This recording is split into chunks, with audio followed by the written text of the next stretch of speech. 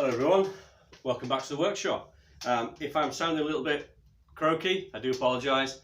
Some nasty virus has had me in its grip the last few days.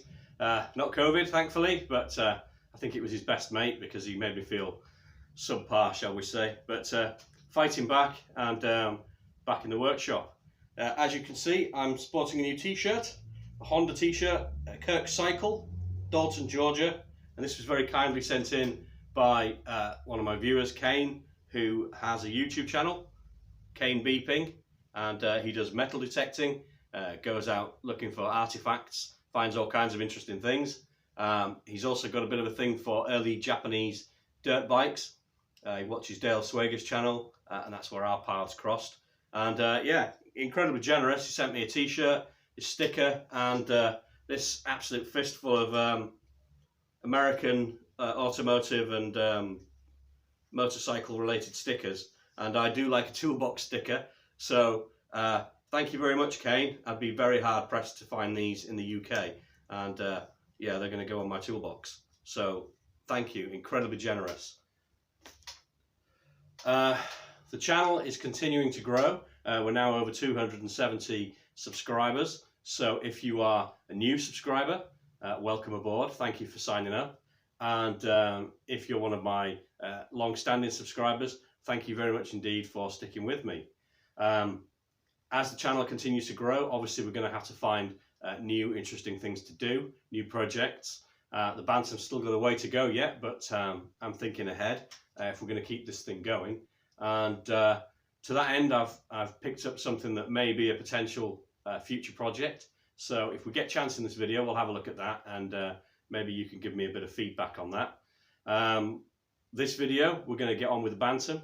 We're going to push it outside and give it a bit of a wash down, get it cleaned up, ready for the engine to go back in.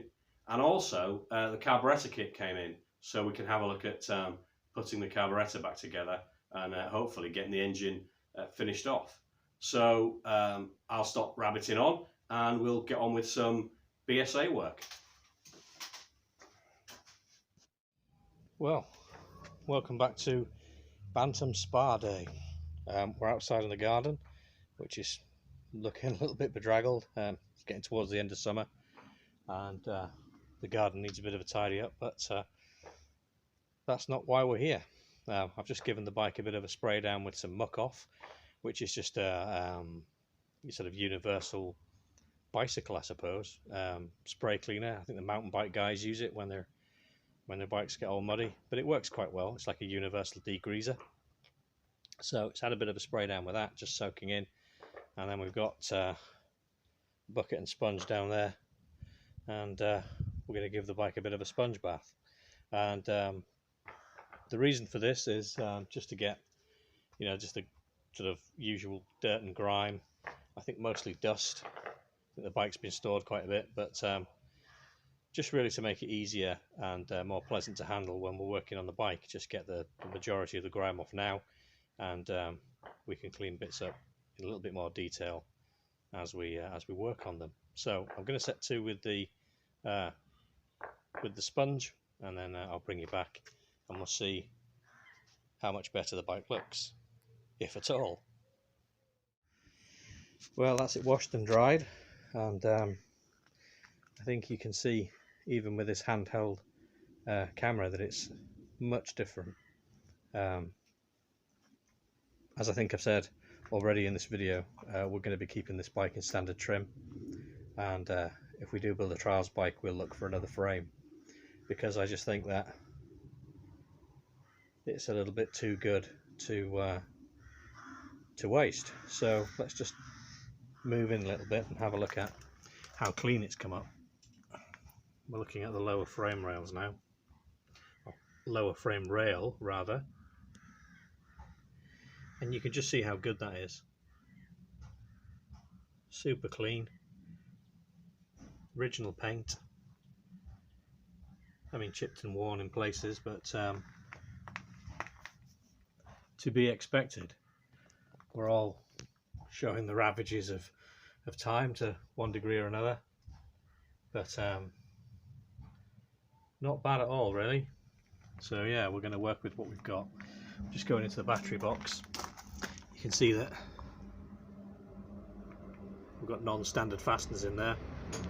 I think we just need to tidy these up a little bit, really, rather than replace them.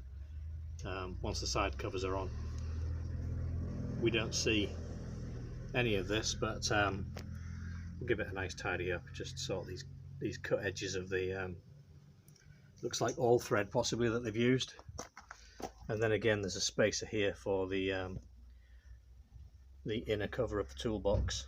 It looks like it's been cut from a piece of tubing. I think we just need to tidy that up a little bit. But on the whole,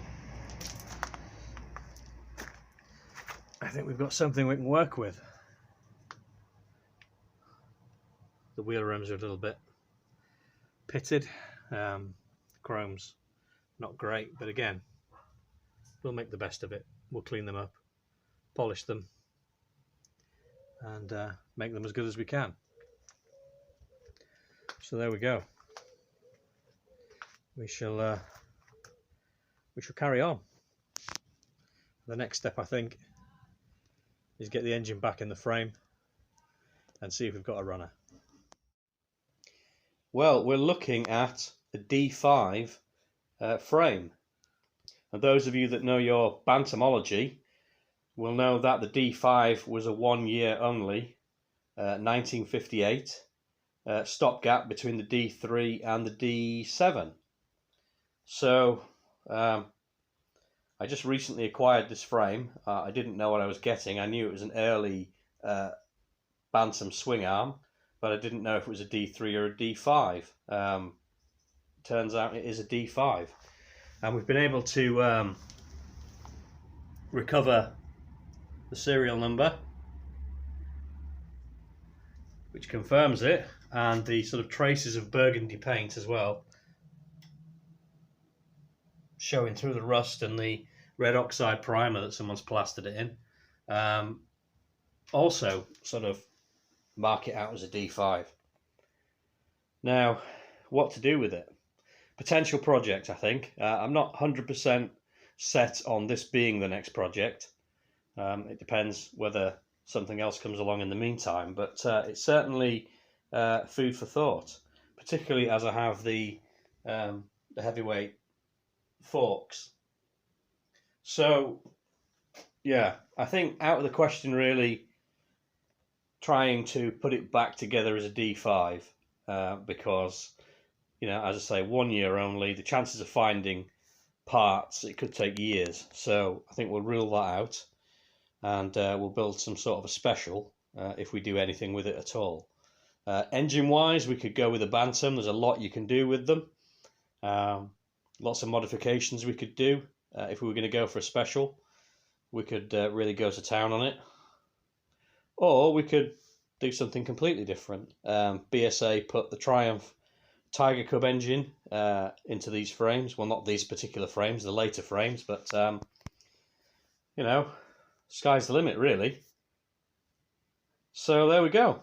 I've spoken to the fellow at the Bantam Club that does all the history, and he tells me that the bike that this used to be was delivered to a dealer in Grimsby in January '58. So we've got a little bit of history.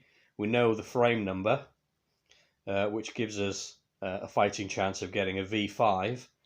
If you're not familiar with the UK registration process, a V5 is a document that that proves ownership and proves the registration number.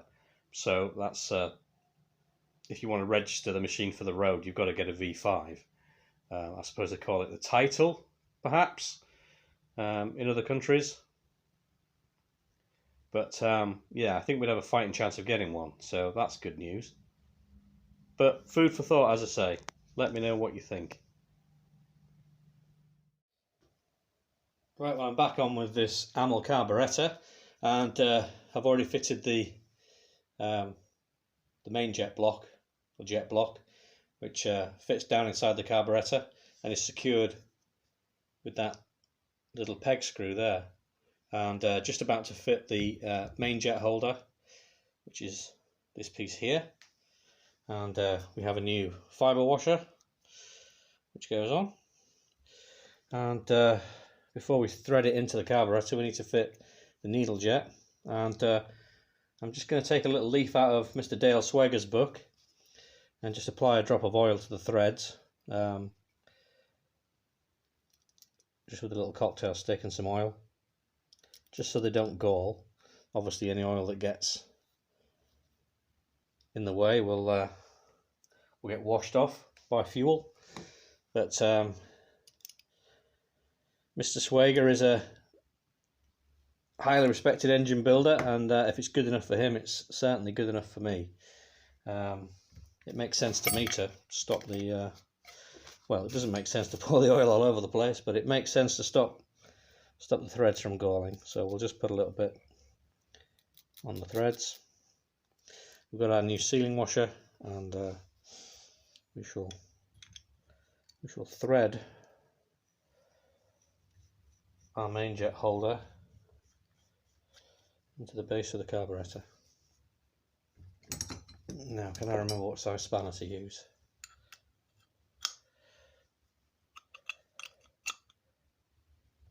Just give that a little nip. Right, the main jet.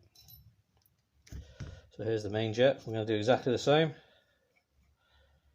I need to get one of those little dropper bottles with a small needle for the oil.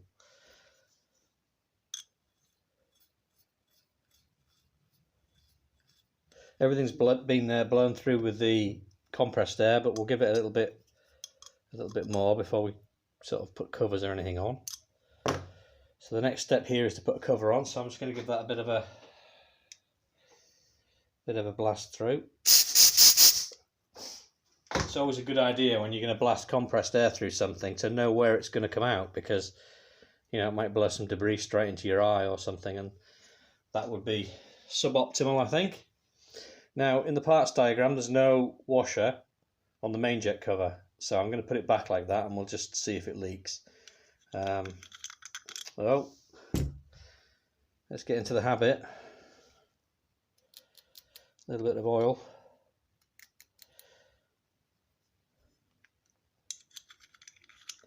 So we'll fasten that in there. As I say, if it leaks, we'll fit a washer, but according to the Amal parts list, it doesn't have one.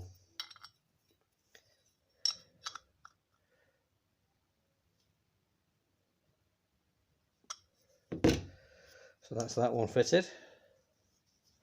We'll look at the pilot jet next, which is here.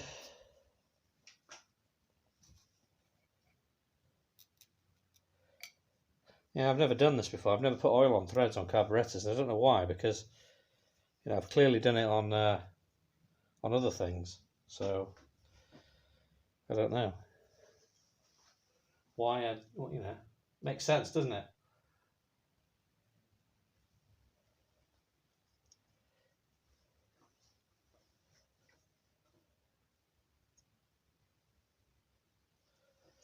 That's not threading in. Let's just investigate that.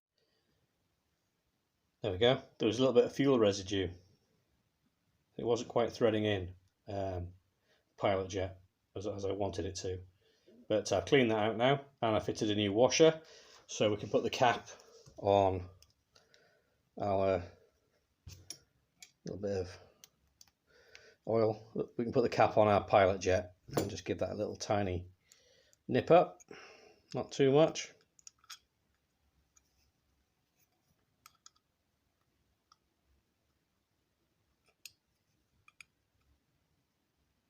There we go.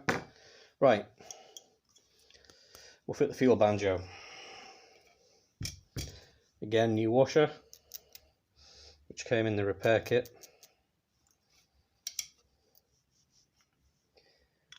Thread that into the body.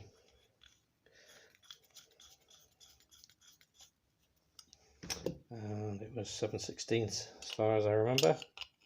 Whitworth, yes, it is.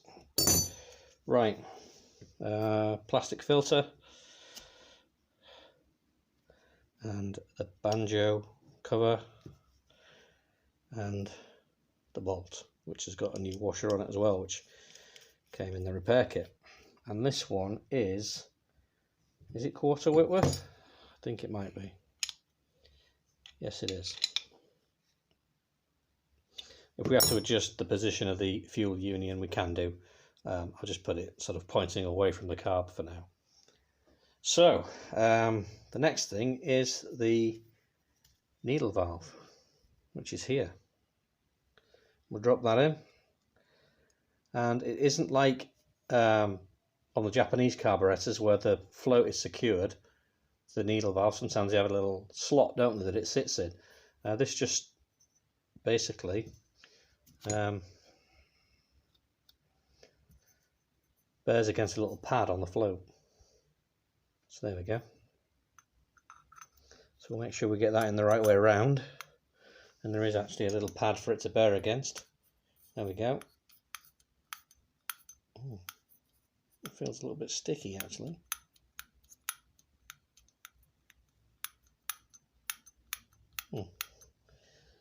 Okay.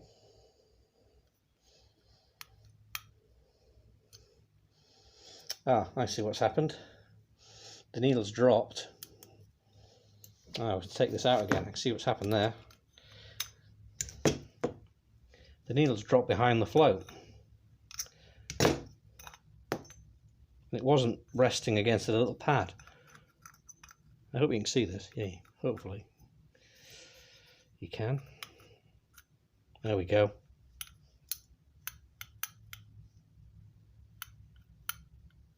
That feels better. So that needle does feel a little bit sticky. We'll see. Then there's that little spacer. Remember that fell out when I was taking the carb apart and I didn't know where it went, but now I do. So yeah, hopefully once we get some fuel washing through there, that needle will be alright, but something to keep our eyes on, I think. Now we'll fit the tickler, and there's a little top tip that's come through from Bones at Oz Bantams, and he said that he's seen these carbs in the past where the tickler has actually protruded through too far and held the needle off its seat. And let's have a look here if I can actually get this to thread through. There we go. Let's put a little bit of oil on that one as well. So you'll remember from my previous video, the primary reason, the primary function of the tickler is to keep the fuel amused. That's why it's called the tickler. But it has a secondary function, which is to depress the float, not in a psychological way, depress the float to allow flooding of the carburetor for starting. So Bones was telling me that I need to check that the needle actually is able to return to its rest position. You can't see with the tickler fitted, because if it can't, then you need to put a fibre washer underneath. But that appears to be. I am a bit concerned about that needle actually.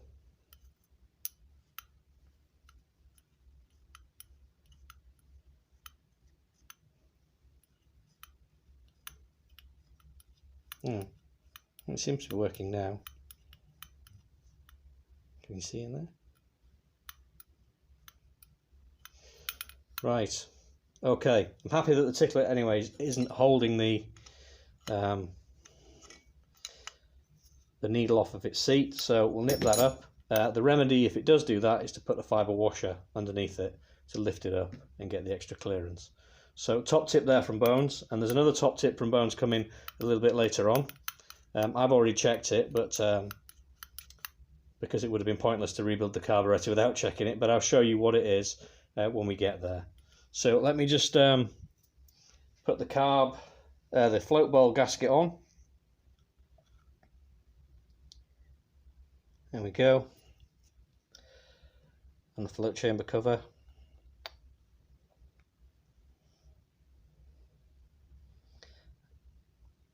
Let's get all that lined up.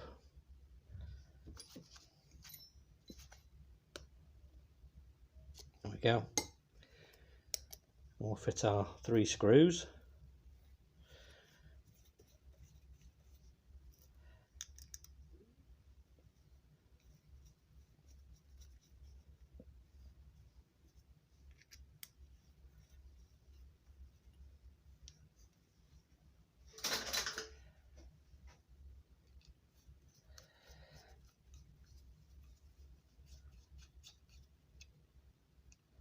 Just get them all seated before we knit them up.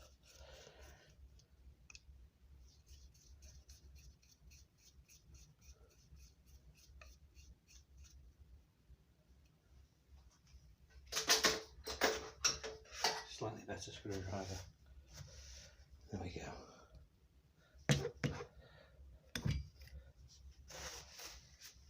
It's the trouble with magnetic blades, isn't it? They pick all the bits up. There we go. 1,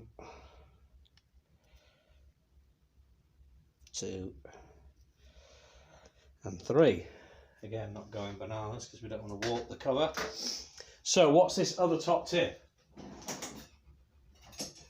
Well, it is to check for warpage across the carburetor flange, which is apparently quite common on these carbs. If they get uneven tightening on the flange nuts, they can pull out of shape quite easily. So I checked it earlier, but I just thought I'd show you that because, you know, it could be an issue. It could give you poor running. Sometimes when carburetors warp, it pulls the throttle body, the throttle slide, out of shape, and you get sticking throttle slides. And another thing is you get air leaks across the flange, and air leaks cause poor running, so we don't want that. So we're pretty much getting there now with our carburetor. A couple more bits to go in. Idle screw, thread that in.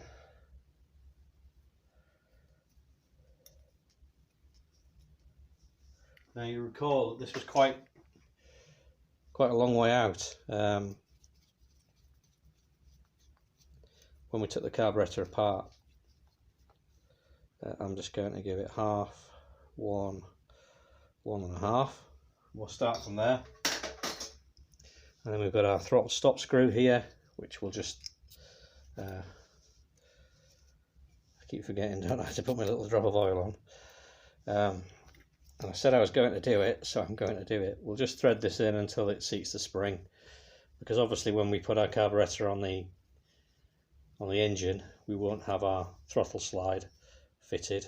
I'll probably just fit that on the throttle cable end, or maybe I will fit it. Maybe I'll fit the throttle cable to the carburetor, and then we'll fit it into the bike, and then fit the handlebar end later on.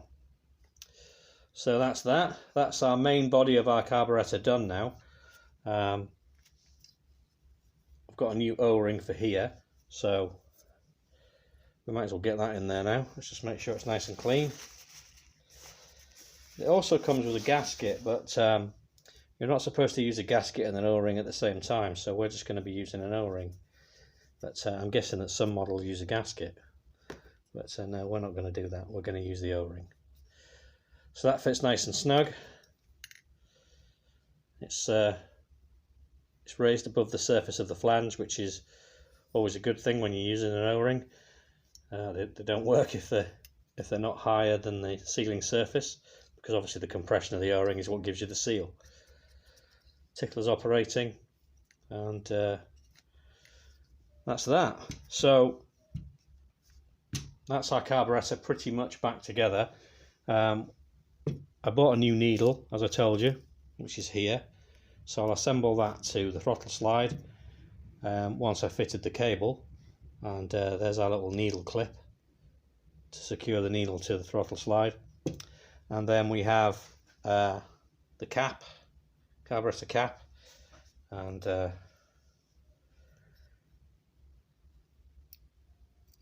little ratchet and a screw, tiny little screw here, that holds it on, and then through that you fit your cable adjuster. So we'll leave all that for now until we've got the engine back in the bike and the carburetor fitted, and then we'll do all that so that we can fit our throttle cable.